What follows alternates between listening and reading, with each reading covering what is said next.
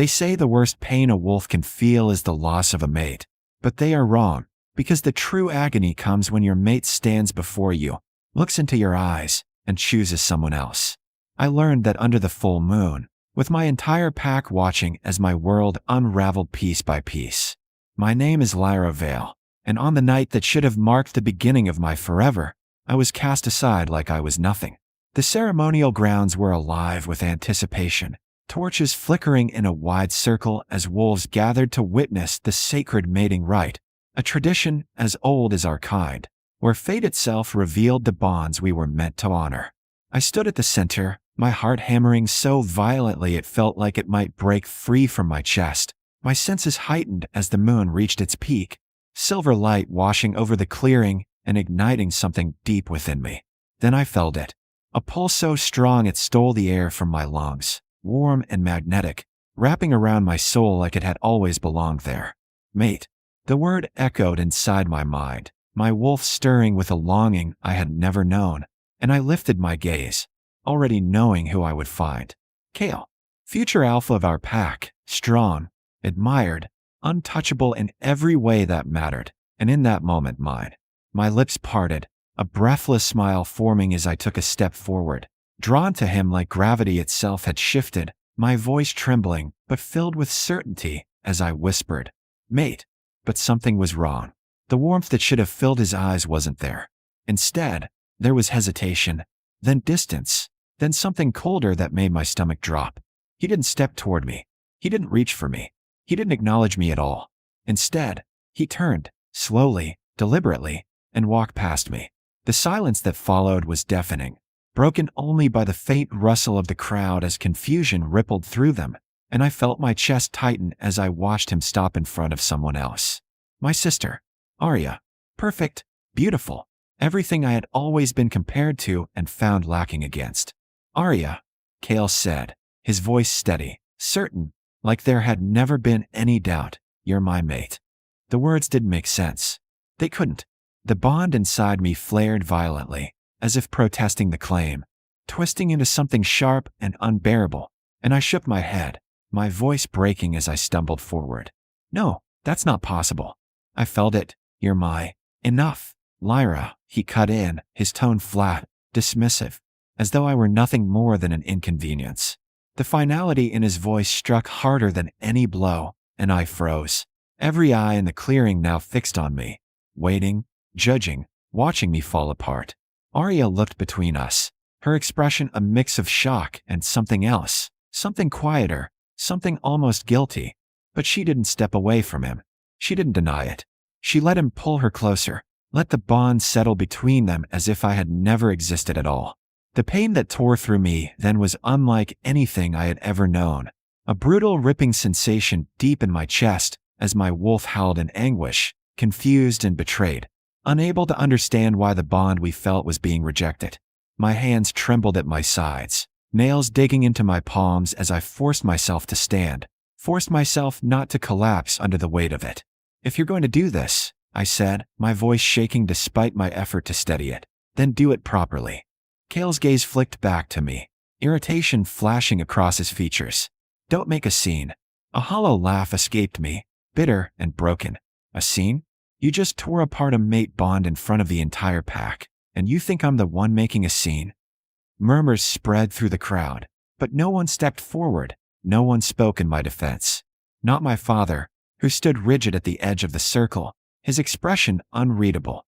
Not the elders, who watched with cold detachment. Not even Arya, who lowered her gaze but said nothing. I was alone. Completely, utterly alone. "Reject me," I demanded, lifting my chin even as tears burned behind my eyes. "Say the words." For a moment, he hesitated, and I saw something flicker in his expression. Doubt, perhaps, or the faintest trace of regret, but it vanished as quickly as it came. "I, Kale, reject you as my mate." The words slammed into me like a physical force, knocking the breath from my lungs as the bond between us shattered completely, the invisible thread snapping with a pain so intense I cried out, dropping to my knees as the world tilted around me. It felt like something inside me had been ripped out, leaving behind a hollow ache that spread through every part of me, my wolf's anguished cries echoing in my mind, as the connection we had recognized only moments before was erased like it had never been. I pressed my hand to my chest, gasping, trying to steady myself as the pain slowly dulled into something heavier, emptier. Around me, the ceremony resumed as if nothing had happened, as if I hadn't just been publicly rejected, as if my world hadn't just collapsed in front of them all. Kale turned away without another glance, his attention fully on Arya now, and the sight of them together, of him choosing her so easily, was the final blow. I pushed myself to my feet, my movements unsteady but determined, ignoring the stares, the whispers, the pity that hung thick in the air. I wouldn't give them the satisfaction of seeing me break any further. Not here, not in front of them. I walked out of the clearing without looking back, each step heavier than the last, the echo of his rejection ringing in my ears, branding itself into my memory. By the time I reached the edge of the forest, the tears I had been holding back finally fell, silent and relentless, but I didn't stop walking. I couldn't, because I knew, with a clarity that cut deeper than the pain itself, that there was nothing left for me there anymore. The pack that was supposed to be my home had watched me be discarded and said nothing. The man who was supposed to be my mate had chosen my sister without hesitation. And the girl I had been, the one who believed in bonds and fate and belonging, had died in that clearing under the full moon. That night, I didn't just lose my mate. I lost everything.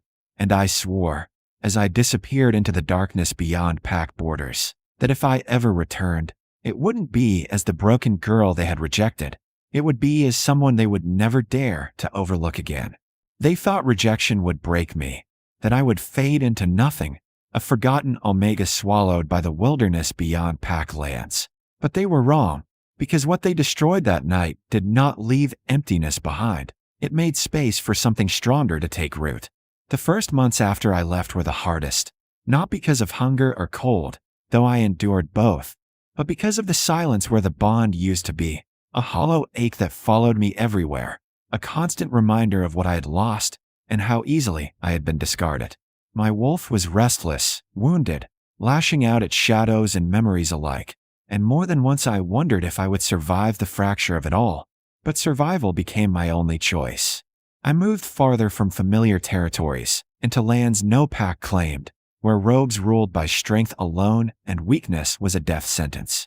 At first, they saw me as easy prey, a lone female, unclaimed, unprotected, but I learned quickly that desperation sharpens instinct. I fought, I bled, I adapted, and somewhere in that brutal, unforgiving existence, I stopped being the girl who had been rejected and started becoming someone new. It began with control, the strange, unstable power inside me, the one my pack had always whispered about, feared, avoided, had never disappeared. It had only been buried beneath my need to belong. Out there, alone, I had nothing left to lose, so I stopped fearing it. I began to listen instead, to feel the way emotions moved around me, how thoughts brushed against my awareness like whispers in the dark, how my presence alone could unsettle or soothe depending on my will. The first time I consciously used it, it terrified me. A rogue had cornered me, larger, stronger, confident in his advantage. But when I reached for that hidden part of myself, something shifted. His aggression faltered, confusion clouding his senses just long enough for me to strike. I didn't just survive that fight, I controlled it. And from that moment on, I knew the truth my pack had refused to see. I was never weak. I had simply never been taught how to wield what I was. Years passed in fragments of battles, long journeys, and quiet nights beneath unfamiliar skies, and slowly, my name began to carry weight in places where names rarely mattered. Not Lyra the rejected, Lyra the survivor. Lyra the one who could turn a fight before it began. It was during one of those journeys that everything changed again. I had crossed into territory I didn't realize was claimed, not by a pack, but by something far greater.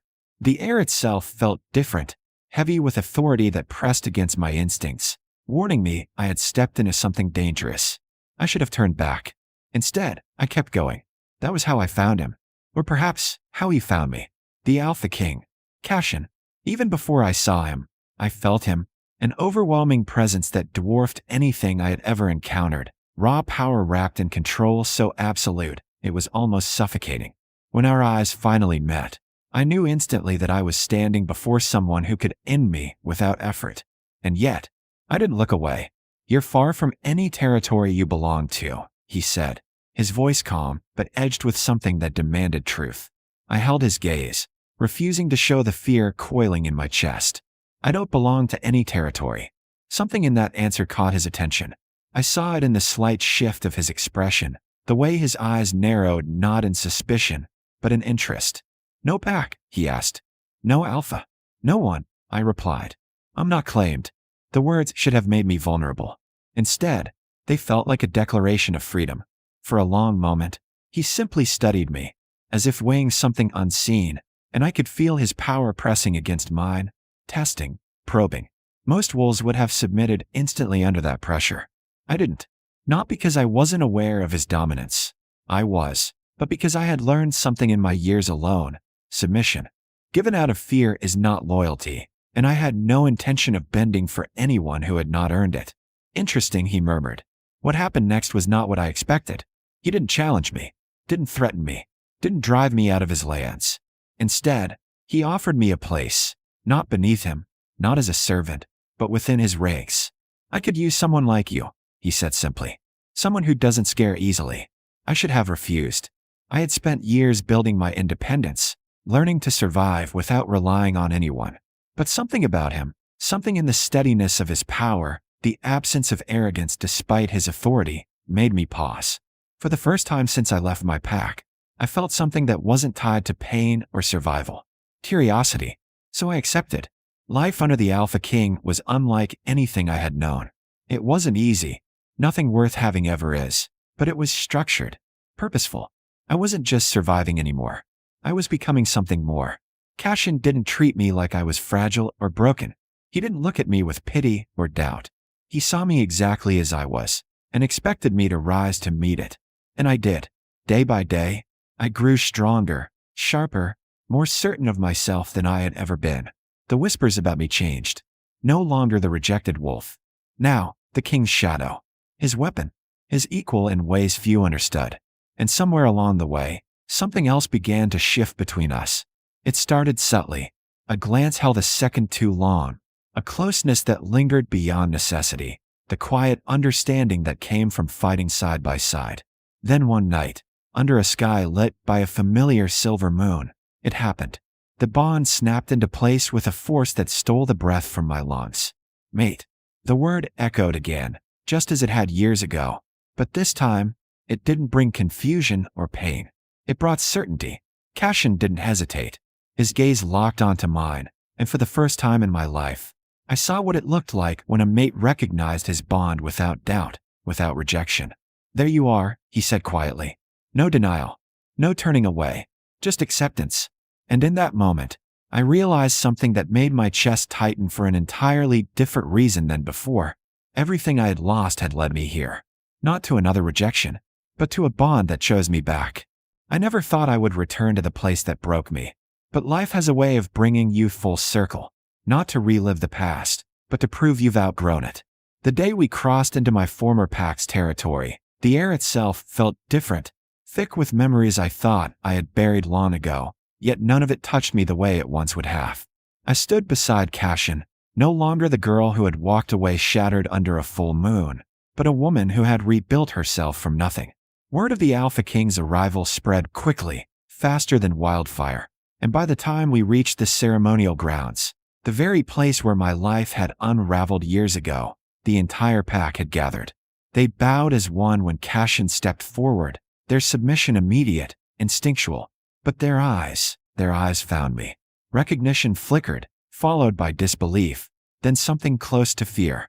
"Lyra," someone whispered, as though saying my name too loudly might break whatever illusion they thought they were seeing. I didn't react.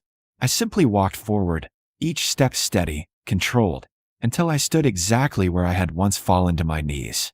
The memory was still there.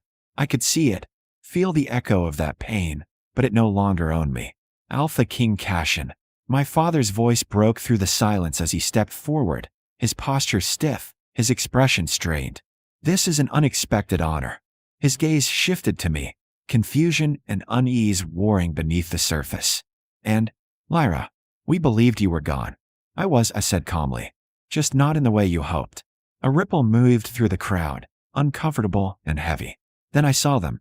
Kale and Arya stood together at the front, exactly where they had been that night, though everything about them felt smaller now, less significant, less untouchable. Kale's eyes locked onto mine, and I saw the moment it hit him, the realization of who I had become, of what stood beside me. His jaw tightened, his confidence faltering in a way I had never seen before. You've returned, he said, his voice carefully controlled. Why? I held his gaze, searching for any trace of the girl I had once been, the one who had loved him, who had believed in him, but there was nothing left of her here. To finish something, I replied. Silence fell again, thicker this time. My father stepped forward, his authority slipping as uncertainty crept into his voice. If there is some grievance, there is no grievance. I cut in, not unkindly, but firmly. At least, not anymore. That seemed to unsettle them more than anger would have. They expected bitterness. They expected revenge. What they didn't expect was indifference. I turned slowly, addressing the pack as a whole, letting my gaze move across faces that had once been familiar, that had once been my home. Years ago, I stood here and lost everything. I said, my voice carrying easily through the clearing. Not just a mate, but a place, a family, a sense of belonging. No one interrupted. No one dared. And not one of you spoke.